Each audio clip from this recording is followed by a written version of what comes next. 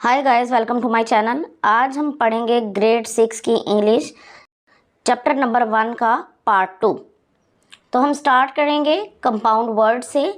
A compound is made of 2 words. एक compound 2 अल्फाज से मिलकर बनता है। Each word has its own meaning but when we put them together they give a new single meaning. यानी इसमें जो 2 लफ्ज़ होते हैं उनका अलग अलग मतलब होता है, लेकिन जब हम उन दोनों को आपस में मिलाते हैं तो वो एक नया लफ्ज़ और एक नया मतलब बन जाता है। जैसे इसकी एग्जांपल्स देखें, जैसे स्नो फ्लेक। स्नो का मतलब है बर्फ़ और फ्लेक का मतलब है गाला। जब दोनों को मिलाते हैं तो बन जाता है स्नो फ्लेक, बर्फ़ का गाला। बैक पीछे, बाइट दांत से काटना। जब दोनों को मिलाते हैं तो बन जाता है बैक बाइट, गिबत करना, पीछे से बुराई से काटना। कॉपी नकल करना, राइट हक। जब इनको मिलाते हैं तो बन जाता है कॉपी राइट, हक के अशात। नेक्स्ट क्वेश्चन है, read the following sentences and encircle the compound words. नीचे दिए हुए जुमले पढ़ें और मुरक्कब अल्फाज के गिर्द दायरा लगाएं। Number 1, my finger nail is broken. इसमें कंपाउंड नाउन है finger nail. Please switch on the flash light of your mobile phone. इसमें 2 कंपाउंड वर्ड्स हैं, फ्लैश लाइट और mobile phone. Where is my arm chair, I had put it there. इसमें compound word है arm chair. Yesterday I saw a house on fire, then fire fighters came and put out the fire. इसमें compound word है fire fighter. Next question है homophones के बारे में। Homophones are the words that have the same sounds but different meanings. Homophones वो अल्फाज हैं जिनकी आवाज़ें तो एक जैसी होती हैं लेकिन उनके मानी अलग अलग होते हैं। तो जैसे मिसालों में देखते हैं, weather, today's weather is so hot.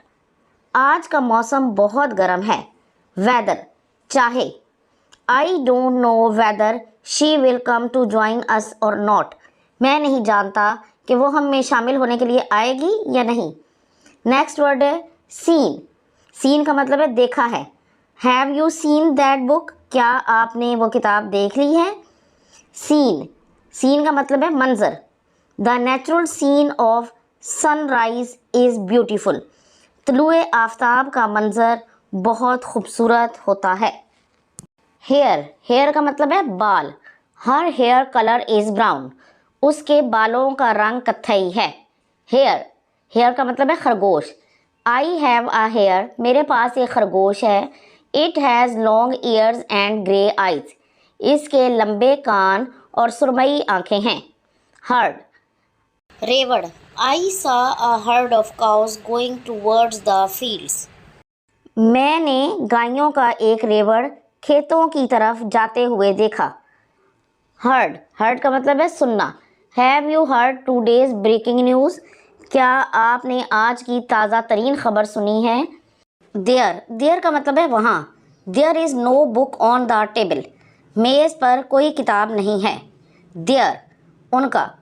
Don't take these pens, ये पेन मत लो। दीज आर देयर्स, ये उनके हैं। नेक्स्ट क्वेश्चन है, fill in the blanks with the correct word. सही लफ्ज़ का इस्तेमाल करके खाली जगह पुर करें। I am not dash to go to the market alone. Aloud, ALOUD, aloud का मतलब है ज़ोर से बोलना। LLOWED, अलाउड का मतलब है इजाज़त। तो इसमें आएगा अलाउड, ALLOWED, अलाउड इजाज़त। मुझे अकेले मार्केट जाने की इजाज़त नहीं है। Who dash my pancakes. ATE, 8 का मतलब है खाया। EIGST, 8 का मतलब है गिनती वाला 8। तो यहाँ पर आएगा ATE 8। Who at my pancakes, मेरे पैनकेक्स किसने खाए। The air dash of Turkey is very high. FAIR, fair का मतलब होता है साफ रंग, अच्छा। और FARE, फेयर का मतलब होता है किराया। तो यहाँ पर आएगा FARE, fare. The air fare of Turkey is very high. तुर्की तक का किराया बहुत ज़्यादा महंगा है। प्लीज़ मूव डैश, फॉरवर्ड और फॉरवर्ड। तो यहाँ पर फॉरवर्ड का मतलब है आगे जाना, FORWARD, forward. Please move forward, please आगे बढ़ें। Can you please dash the cheese for me. GREAT great का मतलब है बड़ा, GRATE ग्रेट का मतलब है कद्दूकश करना। तो यहाँ पर आएगा GRATE great. Can you please great the cheese for me, क्या तुम मेरे लिए चीज़ को कद्दूकश कर सकते हो। तो ये थी आज की वीडियो। अगर आपको पसंद आई है तो इसे लाइक और शेयर ज़रूर कर दें और इस तरह की मज़ीद वीडियोज़ को देखने के लिए मेरे चैनल को सब्सक्राइब ज़रूर कर लें। अगली वीडियो तक के लिए अल्लाह हाफिज़।